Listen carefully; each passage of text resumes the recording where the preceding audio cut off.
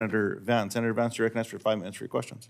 Great. Thank you, Mr. Acting Chair. Appreciate you, and appreciate all of you for being here. I wanted to sort of focus my questions on, the sort of economic impacts from the consumer's perspective, but also from the governments and also the sort of the businesses that are investing in broadband infrastructure.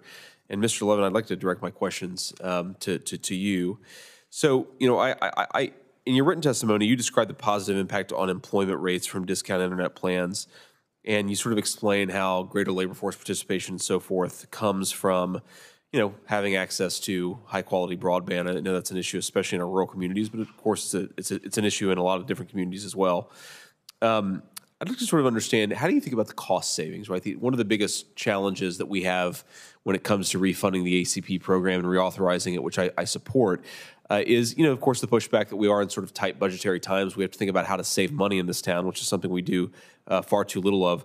Could you just help me think about the economic upsides of the ACP program as you understand it? What do we gain from investing in this program? There are multiple different ways of thinking about it. I cited in my oral testimony a study by a Google economist who talked about consumer surpluses in 2013 being $500 per user. That number undoubtedly has gone up. And if you look at the study, there's just all kinds of different ways in which savings of time, I think all of us have experienced the internet is able to do certain things to speed up, able to shop, able to determine the cheapest option for a product that we want. There are those kinds of savings that accrue directly to an individual. But what we also see is, particularly in terms of the government, which is in a way sharing in those costs. In the case of telehealth, there's very direct savings, because if you save one emergency room visit by having the person come on broadband and talk to someone, and if they turn out not to go to the emergency room because they don't really need to, I believe that's like a $3,000 savings in terms of time. I mentioned earlier, in terms of job training and placement, there's direct benefit to the government, not just to the person, but to the government. I think if we look at education, and my God, what AI is going to do to education, I'm very excited about it. I think it's going to be great. But if the very people we most want to be able to use those tools to learn how to read, and reading scores in 4th grade are a great predictor of economic success later on in life, that's another version of those kind of savings. So Mr. Levin, have you ever done any sort of analysis of the net benefit? So if you take, for example, $1 spent on the ACP, what is the benefit in terms of government savings from things like Medicare diverting people into telehealth, which saves a lot of money, but also consumer upside? Have you ever sort of tried to understand the net effect of the given amount that we spend on the ACP? Yeah, others are much better than that, better than me at that. My friend, probably the leading expert on that kind of data, is a guy named John Horrigan, who estimated that for every dollar spent, there's $2 of gain to the individual.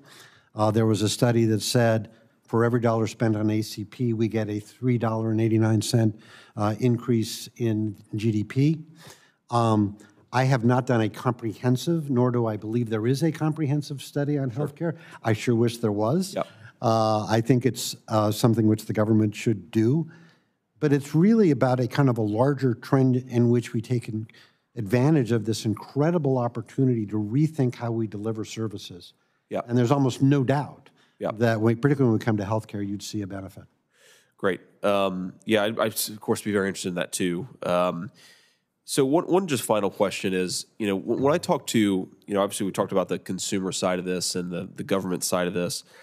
When I've talked to a number of businesses who invest in rural broadband, and obviously it's, very expensive to lay a mile of fiber right. in southeastern Ohio compared to central Ohio, where it's a lot more densely populated, the terrain's a little bit, less tough and so forth. One of the things that sort of justifies the very large capital expenditure of that infrastructure is knowing that there are going to be customers on the other end, and that's something the ACP program ensures. Could you speak to sort of that economic benefit a little bit?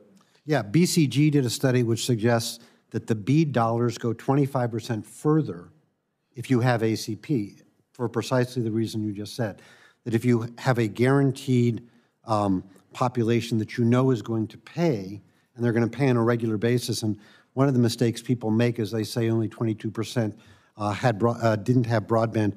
Actually, there were a lot of people who were on broadband and off broadband. That's the largest group. Sure. But if you know you're going to have that population, you need less of a government subsidy to build out that network. Yeah, and I'm mindful of my time here, so I'll yield. But just one observation, anecdotally, which is not always data, but I do think it's useful, is I've talked to a number of folks who have invested a lot in rural broadband infrastructure in the state of Ohio, who've told me straightforwardly they would not have made that investment if not for the existence of the ACP program. So I think something important for us to keep in mind as we think about how to build out the 21st century digital infrastructure for our country. So thanks, Mr. Chair. Appreciate it.